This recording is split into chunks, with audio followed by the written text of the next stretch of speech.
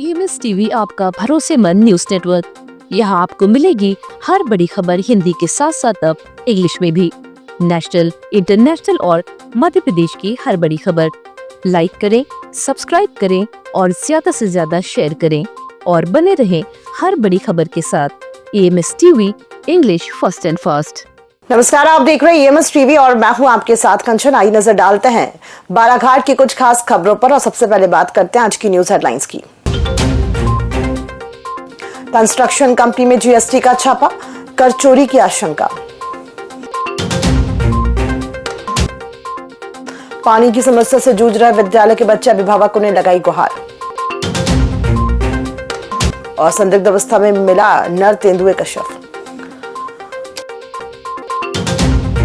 आइए अब बढ़ते हैं खबरों की ओर। GST anti evasion bureau Jabalpur की टीम ने बालाघाट मुख्यालय से सटी ग्राम पंचायत आवला झरी में स्थित मेसर्स चंद्रकांता वैद्य कंस्ट्रक्शन कंपनी पर छापामार कार्यवाही की। कर चोरी की आशंका के चलते अधिकारियों ने कंपनी से जुड़ी GST दस्तावेजों की गहन जांच पड़ताल की, जो 2 दिनों तक चली।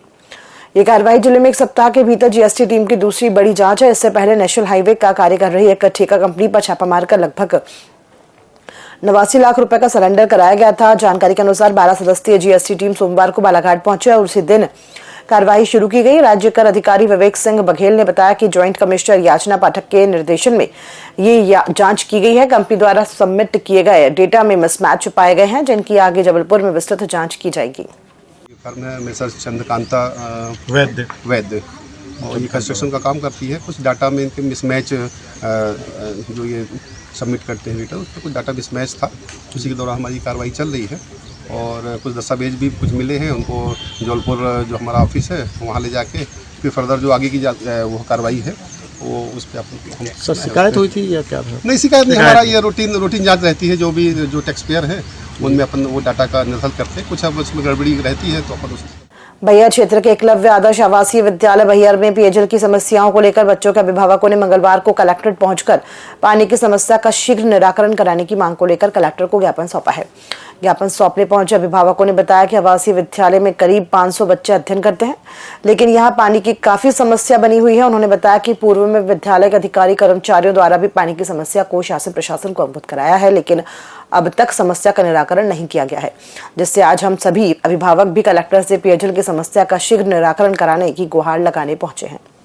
कार्य कलेक्टर आने का हमारा तात्पर्य है कि हम आदर्श एकलव्य विद्यालय बैहर में जो पेयजल संकट है उसके संबंध में हमारे सभी पालकगण हम लोग एकत्रित होकर के और कलेक्टर साहब से निवेदन करने आए थे हम लोग कि वहाँ हमारे बच्चे जो वहाँ पर शिक्षा अध्ययन कर रहे हैं वहाँ शुरुआत से अभी तक उनको पेयजल के संकट से जूझना पड़ रहा है। पालक लोग भी अगर वहाँ समय में पहुँचते हैं तो उनको भी पानी पीने की व्यवस्था नहीं मिलती है। मांग है कि अतिशीघ्र बच्चों को जल संकट से निजात दिला करके और उनकी।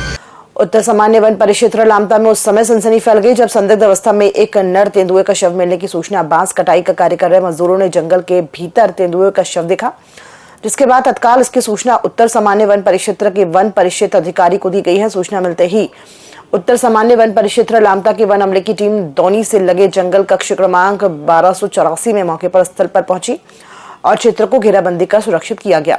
प्रथम दृष्टया तेंदुए की मौत को लेकर कई तरह की आशंका जताई जा रही है। वन विभाग के उच्च अधिकारी के निर्देशन पर डॉग स्क्वाड की टीम को बुलाया गया है। हालांकि वास्तविक कारणों का खुलासा अभी नहीं हो सका है। लेबर लोग आए थे, उनको ये मृत तेंदुआ यहाँ पे दिखा। उनके द्वारा वन विभाग को सूचना दी। यहाँ पर सभी अधिकारी लोग यहाँ पर आए और डॉग स्क्वाड को यहाँ पे सूचित किया। डॉग स्क्वाड ने कल ही इसकी आसपास सर्चिंग करी, चूँकि शाम हो गई थी तो PM कल हो नहीं पाया था। आज PM हुआ है और NTCA की गाइडलाइन के अनुसार सभी सैंपल लिए हैं और उसके पोस्टमार्टम रिपोर्ट और जो सैंपल लिए उनकी जांच के बाद पता चलेगा कि वास्तविक स्थिति क्या थी। क्योंकि जो इंटरनल सिम्टम्स जो मिल रहे हैं इसके वो इलेक्ट्रोक्यूशन के हैं। कहीं इसको करंट लग सकता है, कहीं शरीर में कोई चोटें होते नहीं। ऊपर स्तर पे तो 2 ही चोट थी इसके गले में, जो परफोरेटिंग इंजरी है वो, और इंटरनल जो हमने एग्जामिनेशन किया तीनों डॉक्टरों ने तो इसी निष्कर्ष पर पहुंच रहे हैं कि इसको इलेक्ट्रोक्यूशन से डेथ है। क्या उम्र का रहा हूँ सर? ये लगभग वैसे फुल्ली ग्रोवन था ये, 6-7 साल का होना चाहिए। बांग्लादेश में पिछले दिनों भड़की हिंसा में कारखाने में काम करने वाले दीपुदास नामक व्यक्ति की मारपीट कर हत्या कर दी गई और उसके शव को एक पेड़ से लटकाकर आग लगा दी गई। इस जघन्य घटना के विरोध में मंगलवार को विश्व हिंदू परिषद व बजरंग दल ने काली पुतली चौक में एकजुट होकर बांग्लादेश का पुतला जलाकर जमकर नारेबाजी की। बांग्लादेश में हिंदुओं के साथ हो रहे अत्याचार पर विहिप व बजरंग दल ने आक्रोश जताते हुए कहा कि भारत सरकार इस मामले में हस्तक्षेप कर हिंदुओं की सुरक्षा करे और हिंदुओं पर हो रहे अत्याचार पर तत्काल रोक लगाई जाए।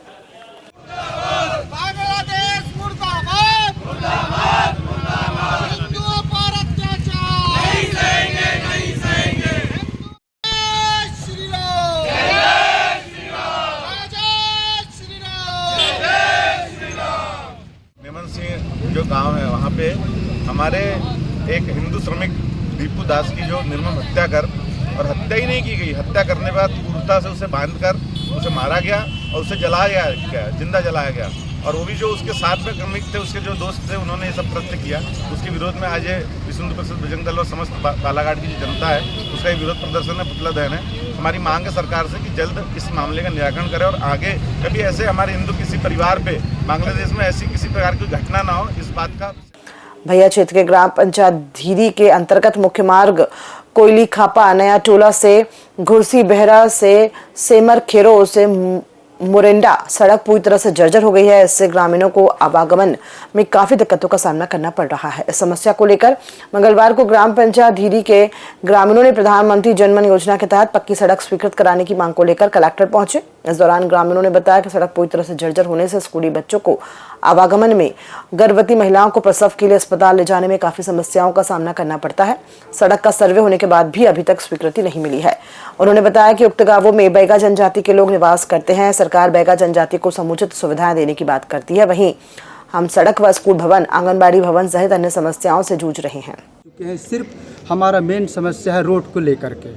आमर टोला मुख्य मार्ग से नया टोला होते हुए घुरसी बहरा प्लस सेमर खेरो प्लस मुरेंडा प्लस धीरी, ये जितने जो गांव मैंने अभी आपको जो बताया है मीडिया वालों के सामने, इनमें से टोटल बैगा आबादी निवासरत हैं, जिनको शासन प्रशासन गले फाड़ फाड़ करके चिल्ला चिल्ला करके कह रही है केंद्र सरकार की जहाँ जहाँ बैगा समाज अगर निवासरत हैं उनको किसी भी एक समाज को बिजली पानी के लिए असुविधा ना रखा जाए।